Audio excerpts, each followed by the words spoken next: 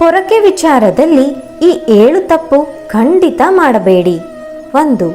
ಪೊರಕೆ ಹಳೆಯದಾದರೆ ಗುರುವಾರ ಮತ್ತು ಶುಕ್ರವಾರ ಮನೆಯಿಂದ ಹೊರಕ್ಕೆ ಹಾಕಬೇಡಿ.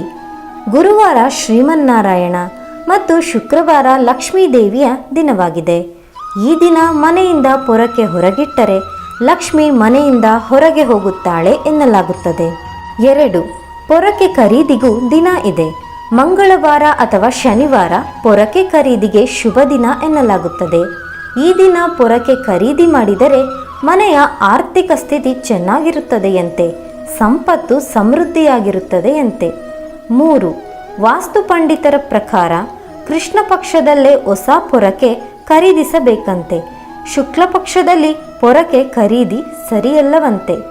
4. ಪೊರಕೆ ಮನೆಯಲ್ಲಿ ಎಲ್ಲೆಂದರಲ್ಲಿ ಇಡಬಾರದು.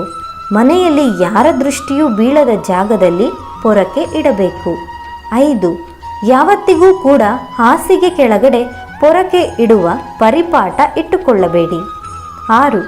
ಸೂರ್ಯಾಸ್ತದ ಬಳಿಕ ಯಾವತ್ತಿಗೂ ಪೊರಕೆ ಬಳಸಬಾರದು ಎಂದು ಹೇಳುತ್ತಾರೆ. 7. ಕೆಲವರು ಕೋಪ ಬಂದಾಗ ಪೊರಕೆಯಲ್ಲಿ ಹೊಡೆದು ಬಿಡುತ್ತಾರೆ. ಯಾವುದೇ ಕಾರಣಕ್ಕೂ ಇಂತಹ ತಪ್ಪನ್ನು ಮಾಡಲೇಬೇಡಿ. 8. ಪೊರಕೆಯನ್ನು ಕಾಲಿನಿಂದ ತುಳಿಯಬೇಡಿ ಅಥವಾ ಕಾಲಿನಿಂದ ಸರಿಸುವುದನ್ನು ಮಾಡಬೇಡಿ. ಪೊರಕೆಯನ್ನು ದಾಟಬಾರದು. ಇವೆಲ್ಲ ನಿಷಿದ್ಧ. 9. ಅಡುಗೆ ಮನೆ ಗುಡಿಸಲು ಪ್ರತ್ಯೇಕ ಪೊರಕೆ ಇಟ್ಟುಕೊಳ್ಳಿ. ಇದು ತುಂಬ ಶುಭ ಎನ್ನಲಾಗುತ್ತದೆ. 10. ಮನೆಯ ಒಳಗೆ ಮತ್ತು ಹೊರಗಡೆ ಗುಡಿಸಲು ಒಂದೇ ಪೊರಕೆ ಬಳಸಲೇಬೇಡಿ. 11. ಯಾರಾದರೂ ಮನೆಯಿಂದ ಹೊರ ಹೋದ ತಕ್ಷಣ ಮನೆಯಲ್ಲಿ ಕಸ ಗುಡಿಸಬಾರದು. ಕಾರಣ ಇದು ಯಾವುದೇ ಅಪಘಾತಕ್ಕೆ ಕಾರಣ ಎಂದು ಪರಿಗಣಿಸಲಾಗಿದೆ. 12.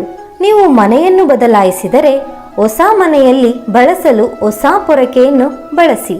ವಾಸ್ತುಶಾಸ್ತ್ರದ ಪ್ರಕಾರ ಈ ರೀತಿ ಮಾಡುವುದು ಉತ್ತಮ ಹೆಜ್ಜೆ. 13.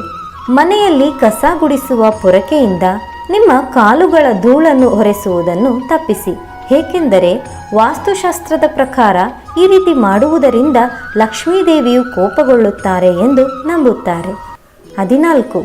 ವಾಸ್ತುಶಾಸ್ತ್ರದ ಪ್ರಕಾರ ದೀಪಾವಳಿ ಪರ್ವದಲ್ಲಿ ಪೊರಕೆಯನ್ನು ಖರೀದಿಸುವ ನಂಬಿಕೆಯೂ ಇದೆ.